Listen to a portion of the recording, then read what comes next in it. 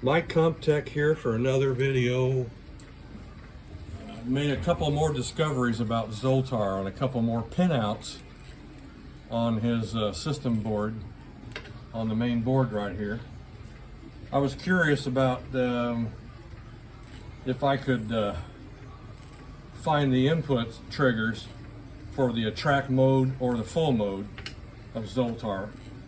And this lead right here is the IR lead. That's the 5-pin header on the bottom of the board. You can't miss that one. It's the only 5-pin coming back into the board. But it was an interesting discovery because I was doing some tests, and if I take these pins back to low, then I can trigger those and then still have full functionality of the IR receiver and Zoltar and everything else. So to give you a demonstration of that, I'm also going to show you a pin out of here on this. I'll show you the demo first, and I'll show you where the pins are on the schematic right here that I drew up. And I did some other stuff here with a very cheap little prop from Dollar Tree that I could use to trigger Zoltar with a light sensitive, a light dependent resistor, a photocell.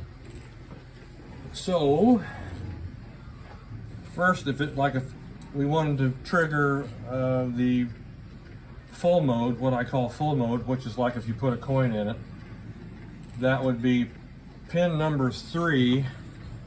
And I just count over from the very bottom row, count over 1, 2, and 3. Well, you take that third pin on that 2-pin JST, this one right here. I just have a gray wire on here. If I would take this back to ground, and I'll use my ground connection on the board, like I did in the other videos. If I take that to ground, You may have heard this, but Zoltar is here to tell you then it's just like putting the coin in here, or hitting the full play button on the side. That will trigger that. What's nice about that is if you want to use any external device to trigger it either in full mode or attract mode, you can do that. And then the attract mode would be the first pin on the 5-pin. This one goes out to the, I'll actually label that. This one actually goes out to the IR sensor.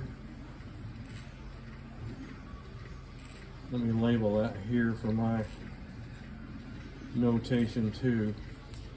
This one, so the first pin is the IR pin. That's the one that runs to the little IR sensor in the front.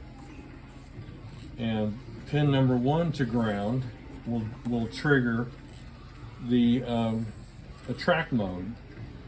So if I would, use my purple line, I'll disconnect it from what I got going here. So I take that pin and I go to ground. I see you over there. Yes, you.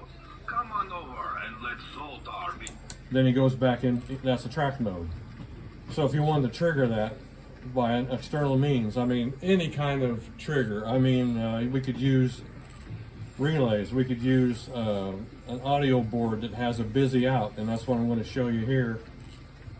I could use a microwave sensor that would kick him on attract mode if he saw you from 20 feet away or 10 feet away. That's because those are really super sensitive sensors on that. Or let's say, for instance, I was at Dollar Tree the other day, and I'm always looking for, stuff to modify, or a small, simple electronic device that, $1.25. Well, here's one right here. These were, there was 2 different ones. It doesn't make any difference if you can still find them. These darn things go quick. When they put this stuff out, and you go back a week later and look at the inventory, and it's like, wow, you just can't believe how much where these things go. And it was the same thing with these. The Robo Hut actually got me turned on to this. He said, I know you're doing this kind of stuff. Might be kind of interesting if you go to Dollar Tree and buy the voice controlled lamp. we'll do some stuff with this coming up later on too. But there again, $1.25, but that darn thing even has sound recognition built into it for the pre-scripted phrases, of course. But I mean, you can't change that. But it's something interesting to mess with. But this one uses light and sound. Well, it uses a light-dependent resistor or a photocell to trip it. So that's what this little hole here is. Any differential in between dark, or light to dark, then it will trip. And I think you can see all this. You should still be able to see. So if I reach underneath there and turn this on, and I have this running from the power supply from Zoltar. So the battery is powering Zoltar. That's powering this little circuit. Well, this little circuit runs on 2 AAA batteries, which is 3.5 volts. But if you feed that thing, 4.1, these batteries in Zoltar are these are 3.7. So that's you're not going to overload that circuit. And besides that, there is a leeway on most of this stuff it's designed. It'll run between 3 to 5 usually on any of this stuff. So I'm running this with the Zoltar battery right now, straight off of where I showed you in past videos, the right side of the switch, and you scratch off a little bit of the solder, well, actually, what do you call it? The green area here, the solder mask. Yeah, I'll get it here in a minute. The solder mask, scratch some of that off, and then that can be your ground, because that's your reference point. That's where everything gets turned on in Zoltar. All of his positive references are together. They're using N-channel MOSFETs, so we are on the low side of the circuit. We're switching all the negatives. So that's why negative is kind of an important area to be able to trip any of this stuff. So like I said, if I wanted to go to attract, this would be off the IR sensor. If I take it to ground, I see you over there. Yes, you. that turns on the attract. If I take the purple one, or take my other wire that I put on here, and I'll show you, if I hit that to ground, then it goes to full mode. But let's pretend like we would want to use this little cheap prop right here that's got a light sensitive resistor in it right here, and you've been seeing it go off because every time I pass my hand over it, my shop light's right here. So it holds this at, when there's light shining on it, it holds it at a low resistance. And then when there isn't any light on that photocell, it's going high resistance. So it doesn't take much. You can pass it pretty quick and it will trigger it. So what I did, I thought, well, this would be interesting to use something like that to trigger Zoltar in either one of the 2 modes, either the attract or the full mode. So I drew this up real quick, and if you want to get fancy with this, you could take a single pole double throw switch, run your 2 out pins on that switch, one to the full mode pin and one to the attract mode pin, and you can switch on a switch in the back. Well, do I want it to run when I trigger it with some external device? Do I want it to run on demo, on the full mode, or do I want to do it on the attract mode? So that's what this little switch is all about. This is totally optional. I mean, all this is optional, but this is just giving, people ideas that they can, further modify Zoltar to do something with some kind of external control. It could be a floor mat. You stepped on a floor mat. It could be any kind of sensor that would, what would start him off. Or say, for instance, if you weren't satisfied with every 5 minutes, if you have if you really love Zoltar, and if you're not satisfied with the 5 minutes, you could put a timer on there like this, and then have it set it at 45 seconds, and then to pull the relay in for 1 second, and then that would trip him off. If I plug this back in here, I will show you. I think you can see that readout from there. When this gets down to 0 seconds, it's going to trip Zoltar into full mode. So just like you dropped a coin in. And then you saw the LED pop up. So now he'll go through his little spiel, and then it will also, if there's tickets, it will dispense the ticket. You'll hear the ticket motor. So I'll let it run through so you can hear the ticket motor. Because now, right now, the controller on here is running a routine. Once the routine is done, it shuts the lights off. And then about a second later, then it'll fire up the ticket motor like that. So getting back to the little circuit from the Dollar Tree, and this timer circuit, that can all be purchased on Amazon. This was a Dollar Tree item, you know, $1.25. But I made this little circuit, designed this little circuit right here to, let me shut him off just a second. I made this little circuit right here just to kind of protect the inputs only from the Dollar Tree prop. I'll get to the busy on the audio board just a little bit, but on this particular circuit here, it switches a little bit different, and I'm coming off the right side of that LED, and then that's like sending a negative pulse to that input. So it'll be just like me grounding that pin to ground, and then it fires up Zoltar to do his thing. But I made this little protection circuit here just to keep any residual current from coming back into here, because if I held the inputs, one of these inputs, especially on the IR, if I was using the attract mode from the IR right here, if I hooked that straight to that right pin of that LED, it was holding that infrared sensor apparently too low, and it wouldn't trip when I put my hand over it. So I had to put a 400 ohm resistor, and I used a 1N4742 Zener diode with the cathode facing towards the resistor, and then the anodes going back to the first pin on the IR header. And then this pin is coming from the LED on that little Dollar Tree prop.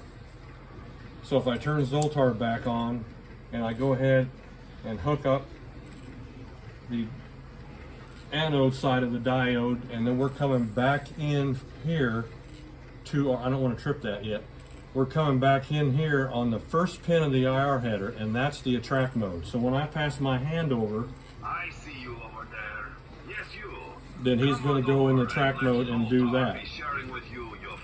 And that also works the other way on the full mode too, because I tested it there. We could flip that and flip that over to that other mode, and it fully works there too. But that this little circuit that I made here with the resistor and the diode just kind of helps current coming back. And besides that, it was disabling my IR, because if I trip him off, I see you over there. Yes, you. Come on. And let that go through, and you come up to the, if it's on infrared mode, if you have Zoltar in infrared mode and trip him, this will, as long as that LED is flashing, that's going to hold that low and it won't trip. Once he's done, so here, once I'll pass my hand, yes, you. It'll go into attract, And let Zoltar be sharing with you your fortune. and I'll let this finish its routine, because right now it's playing a horrendous scream, and that's why I disconnected the speaker, because believe me, you wouldn't want to hear that. That thing is pretty darn loud for that little bitty speaker. So if I would do the attract here, and I wave my hand in front of the sensor, now the IR sensor in Zoltar is still functioning 100% like it always did, no different. And then I can't trip this because this is still running its routine. But just the minute it's finished, I am Zoltar, the great chief. then it goes on through. So then I thought, well, some of these boards, like audio boards and some of the other infrared modules you can buy on Amazon and places, they all have, they can interface with Arduinos usually, and then you can also, you have a busy line that comes out and it tells that computer to, okay, I'm busy, don't do anything else. It depends on how it's programmed. Most of that stuff has a busy line. Well, this little MP3 player module right here there's two different versions you can get on Amazon. This one happens to be the one that has a little built-in, I think it's 64, I think it was 64K, no, 64 meg of onboard storage, or you can get the one that has the SD card, and then you can put up, put your own SD card in here, 32 gig, or I think it was up to 32 or 64 that I could handle.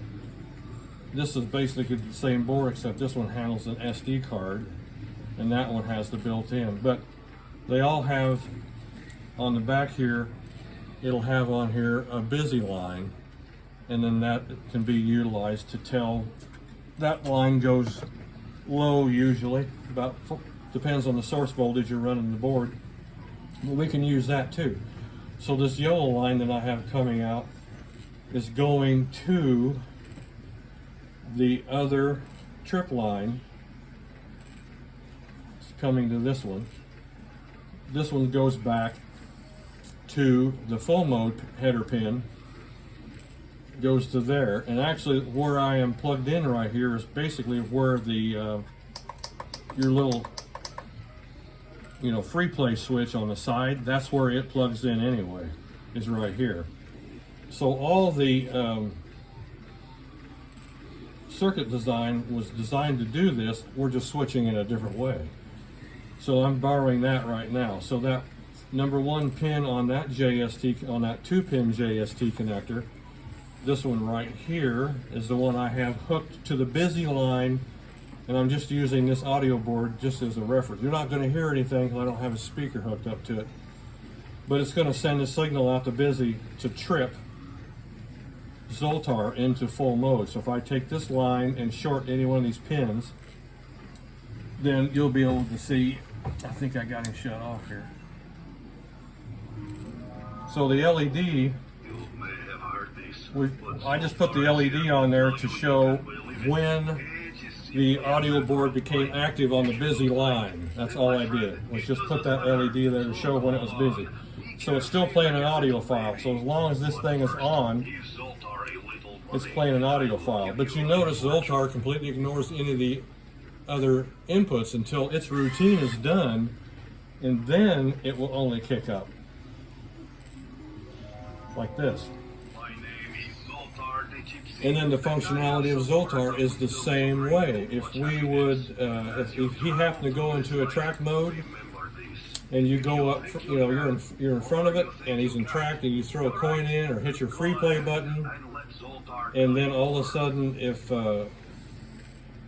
this routine will finish, then if I went in the to a track, and then I take the audio board and trip the busy line, then of course the full play is always going to override the track mode. Just like the real Zoltar. If he happened to be in a track mode and you put a dollar bill in him, and he's immediately going to switch from saying his attract sentence to saying his full mode sentence, and then hands you a fortune at the end. That was the whole thing. But what I'm doing here is just showing a different way to switch Zoltar and to be able to take control of Zoltar, because it's just a fun way to say, okay, there's something else that you could do to this if you wanted to, and control him a different way on these two pins. And then if you wanted to put another switch on the back or whatever, and then you could put a jack coming out, and that can go to the control device, because all you need is two wires. You're going to have basically one wire coming from ground, and you'll have your control wire coming out and then going back to your device. But if you wanted to throw it between either having trip on a track or having trip on full, you could do that. And then actually that could be a center off switch, because then if you had your control device still running, but if you wanted to throw that switch in the center, it won't affect Zoltar. Zoltar will still work 100% in the regular mode. So like if you had him in IR mode, my arm was tripping that photoresistor. Right now I just have him in a track. If I go like that, then he sends out the track signal. But I just thought it was kind of it. I was curious to find out which way and where those were that tripped that. So I knew there had to be one of those pins on the IR. So basically what I did, I took my multimeter, digital multimeter, and went to ground, and then put it on resistance, found the ground pin on the IR, and the other ones were signal pins apparently. And then voltage to the IR, because the little IR sensor in Zoltar back in here has its own active circuitry, so it's communicating with this board. It's simply amazing the level of functionality this little board has with, 1, 2, 3 main chips and 5 MOSFETs and a few support components. What they did here, it's kind of interesting. This chip right here is the one that runs the battery circuit. The big chip that's unmarked, because this one has numbers on it. That's how I know that it's a lithium-ion battery charging and maintaining circuit is what that is. The big chip, unmarked, that would be the main program chip for Zoltar. Probably has all the sound files in it. Probably has all the routine code that runs for all the sensor triggers and all the outputs that feed to the MOSFETs, and then the MOSFETs turn on the motor here, or Zoltar's motor, and then the other 3 MOSFETs are running the 3 different LED zones, the upper LEDs, the left lamp, and the right lamp. Those are switched totally separate. And then also that would have, that big chip, the unmarked one, would have the audio amplifier in it. And there's one other chip over here. I know you can't see it, but I want to move all this. There's one other 8-pin that's actually a USB communications chip, and I think that had like 8K of non-volatile memory. So I'm thinking at the factory they probably flash Zoltar through the USB-C port and flash that chip and basically upload all the code to this from here. Now, wouldn't that be something that somebody smarter than I am to hack that and be able to do something with that interface? And I haven't tried plugging this in to a computer yet to see if there's, I know it'll supply it voltage, but is there any kind of, would anything come up like a removable drive? No, that would be quite unique if it did anything like that, but that's something I haven't tried yet. This is only something I do on my part-time. I got a full-time job that keeps me busy, and I try to do little things on the weekend and tinker with this. Wintertime we'll be doing more. I've got a lot more plans for Zoltar and other projects here with animatronics. So there again, thank you for watching my videos. Stay tuned, lots more to come down the way to you. Talk to you later.